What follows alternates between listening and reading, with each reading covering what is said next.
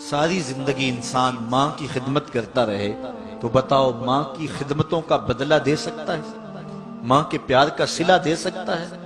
عرض کی گئی کہ میں اپنی ماں کو اپنے کندھوں پہ اٹھا کر کے حج کروایا ہے اور سائی اور کعبۃ اللہ کا طواف کرایا ہے، اور حالت یہ تھی کہ اگر چٹان کے اوپر گوشت کا ایک ٹکڑا ڈال دیا جاتا تو وہ بھی بھن کے کباب بن جاتا، اتنی گرمی کی شدت تھی۔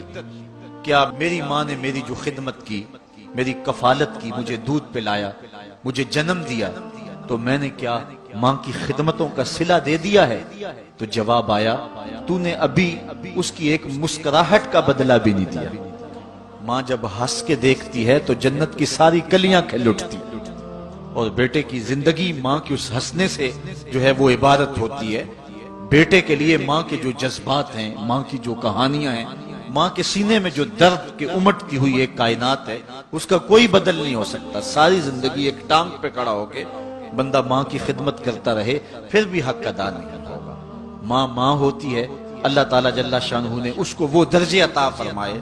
بیٹے کے ساتھ جو پیار ماں کرتی ہے بھلا کوئی کر سکتا ہے؟ کوئی اتنی محبت دے سکتا ہے جتنی ماں محبت دیتی ہے؟ ساری زندگی بھی انسان ان محبتوں کا بدل دینا چاہے تو نہیں دے سکتا، چونکہ ماں کے پیار کا کنارہ ہی کوئی نہیں۔ ماں کی محبت کی گہرائی اور گہرائی کو کوئی ناپ ہی نہیں سکتا۔ سمندر کے پاتال تک تو شاید کوئی پہنچ گیا ہو، لیکن ماں کے پیار کا کنارہ آج تک کسی کو نہیں ملا۔ اللہ تعالیٰ نے اس کے سینے میں دھڑکتا ہوا جو دل رکھا ہے اور تڑپتی ہوئی جو ممتا رکھی ہے، وہ ایک مثال بنی ہوئی ہے کہ کسی نے کسی کو کہا کہ میں تیرے پہ راضی تب ہوں گی کہ اگر تو اپنی ماں کا کلیجہ نکال کے لے آئے۔ اس بدبخت نے اپنی اس محبوبہ کی خواہش کو پورا کرنے کے لیے اس اقدام کی تیاری بھی کر لی، اور جا کے ماں کا سینہ چیرا اور اس کا کلیجہ نکالا، اور اپنی اس محبوبہ کی خوشنودی کے لیے تیز تیز آ رہا ہے کہ میں اس کو دکھاؤں کہ میں نے یہ کارنامہ بھی سر انجام دے دیا اور یہ چوٹی بھی سر کر لی ہے۔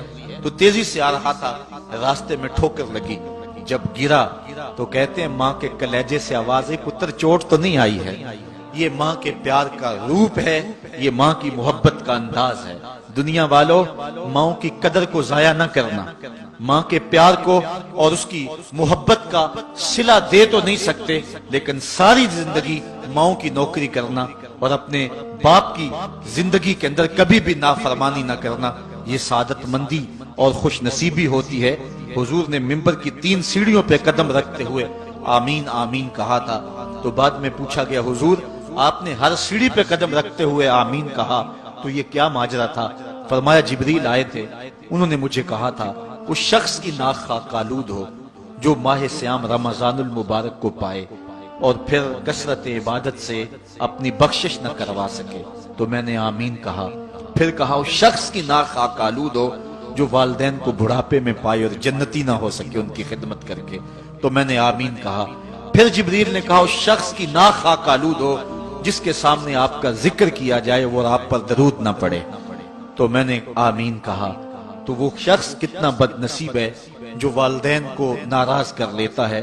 میں کہتا ہوں ساری کائنات ماں کے قدموں تلے ہے، بلکہ میرے محبوب نے جنت کو ماں کے قدموں تلے قرار دیا۔ الجنت تحت اقدام الامہات، جنت ماں کے قدموں تلے۔ ماں اتنا پیار کرتی ہے کہ جس کا کسی ترازو پہ تول نہیں ہو سکتا، اور اس کے پیار کا صلہ بدلہ ساری زندگی خدمت میں بھی گزار دیں پھر بھی نہیں دیا جا سکتا۔